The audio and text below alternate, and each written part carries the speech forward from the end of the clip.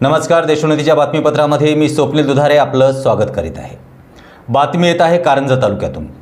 कारंजा तालुक्यात भर दिवसा धारदार चाकूने वार करून एकाचा खून करण्यात आला आहे।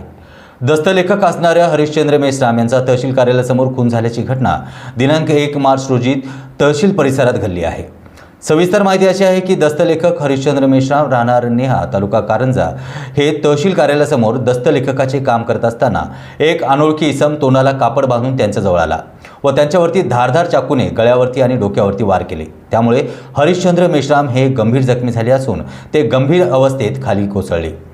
आरोपी वार करून पसार झाला। जवळच असलेल्या नागरिकांनी रुग्णवाहिका बोलून त्यांना शासकीय रुग्णालयात उपचाराकरिता दाखल केले असता डॉक्टरांनी त्यांना मृत घोषित केले आहे। रात्री उशिरापर्यंत पोलिसांना या घटनेतील नमूद आरोपी मिथुन शिरसाट आणि प्रेमदास उद्धवराव भगत यांच्यावरती 302 अंतर्गत गुन्हा दाखल करण्यात आला आहे। मुख्य आरोपी मिथुन शिरसाट याला पोलिसांनी ताब्यात घेतला असून प्रेमदास भगत अद्यापही फरार आहे। पोलीस आता दुसऱ्या आरोपीच्या शोधात असल्याची माहिती मिळत आहे। ठळक घडामोडींसाठी देशोन्नती न्यूज चॅनलला सबस्क्राइब करा आणि बेल आयकॉन प्रेस करा। मुंबई, पुणे, नागपूर, मराठवाडा असो का विदर्भ, राजकीय, सामाजिक, शैक्षणिक क्षेत्र असो का क्रीडा, सर्वच घडामोडीचे विश्लेषण पाहायला विसरू नका। फक्त देशोन्नती न्यूजवर।